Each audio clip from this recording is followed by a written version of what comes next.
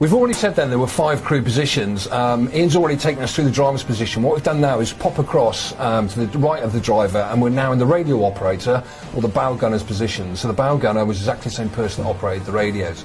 Quite clearly on the left there you can see the original radios that come with Tiger 131. Various combinations of radios, obviously depending on whether it was a command vehicle or not. Shortwave usually, however the command vehicles have the ability to actually do longer signals, i.e. more high powered.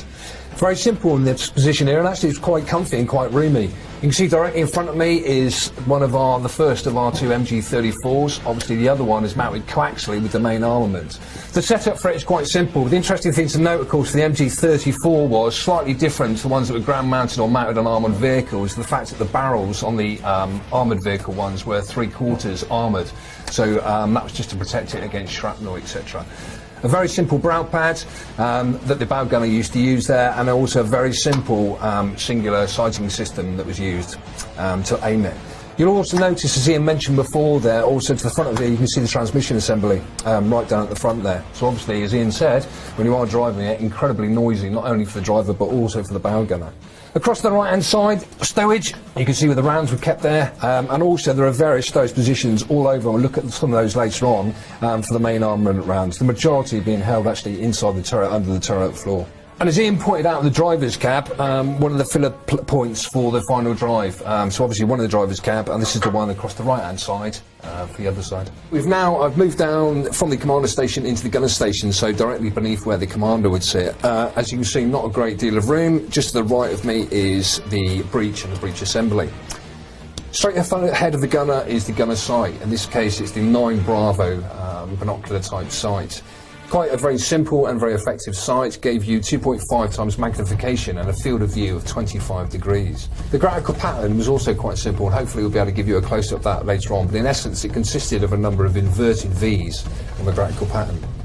Moving across from that and directly located underneath where the breech is, you can see we've got the elevation hand wheel, so that means that the gunner can elevate and press the main armament.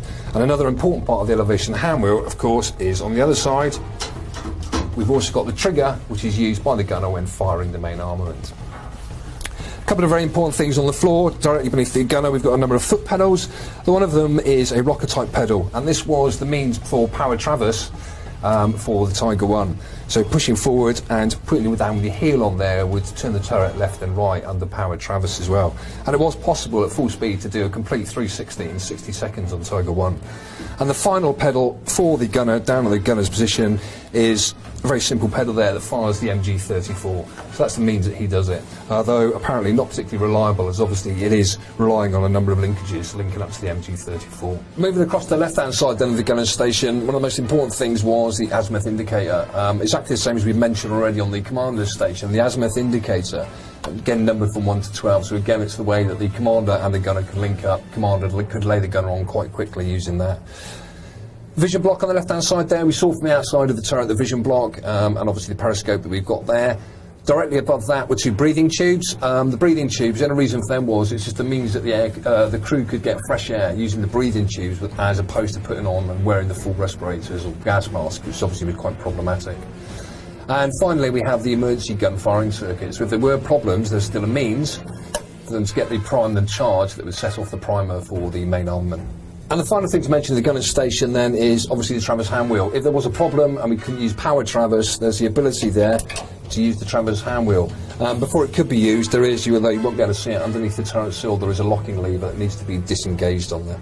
Okay, now looking at the commander's station, you can see there the angle I'm actually sat at the moment is quite limited for space in here. Working our way around, obviously you've got the seats, which is just underneath the camera at the moment there. You've also got the traverse gearbox. Located on the traverse gearbox was a hand wheel for the commander. This was the auxiliary hand wheel for the turret traverse.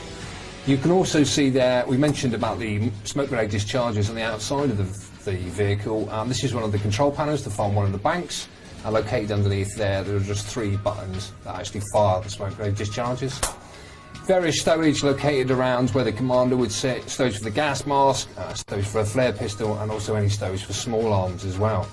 And also, we'll get to rotate around at the moment, you can see 抖音